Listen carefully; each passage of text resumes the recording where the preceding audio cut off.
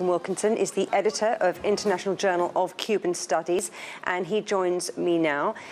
Stephen, it does feel like a historical moment for Cuba, marking the revolution now that Fidel Castro has gone. Will things start to come apart? No, I very much doubt that. As you saw, there was a massive turnout for the march today. And this is indicative of the depth of revolutionary fervour that still exists in the island. The people made a commitment to be faithful to Fidel Castro's legacy today, and the vast majority of people on the island are very much in support of the government. The Soviet Union disintegrated, as we know, and we saw China that saw rapid economic growth. Cuba and Castro, though, held firm, although in the last 10 years or so we've been seeing some shy signs of liberalisation, haven't we? Well, the liberalisation is a market-oriented system of socialism, which, of course, is what the Chinese and the Vietnamese have done. So what Cuba is trying to do is to introduce the same kinds of mechanisms that produced the rapid economic growth of both China and Vietnam in recent years.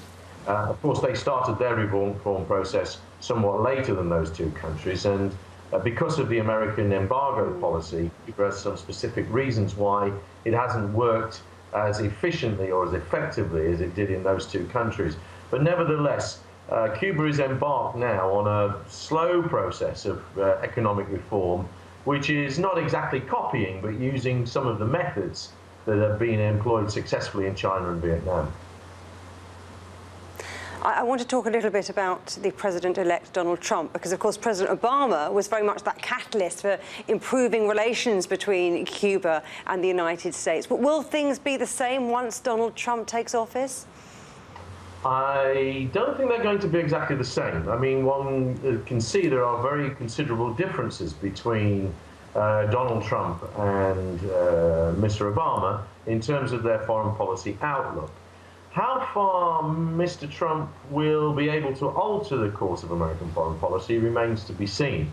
But he does appear to have some very different views.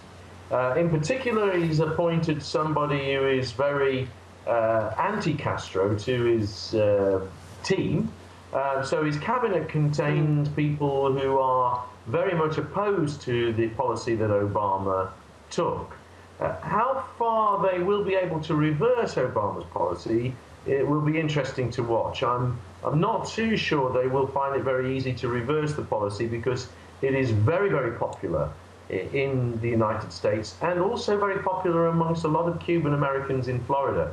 So how far they'll be able to reverse the policy will be interesting to see. But certainly one would think that there will be a cooling of this rapprochement that Obama undertook, yes. A cooling of the rapprochement. Well, Stephen Wilkinson, thank you very much.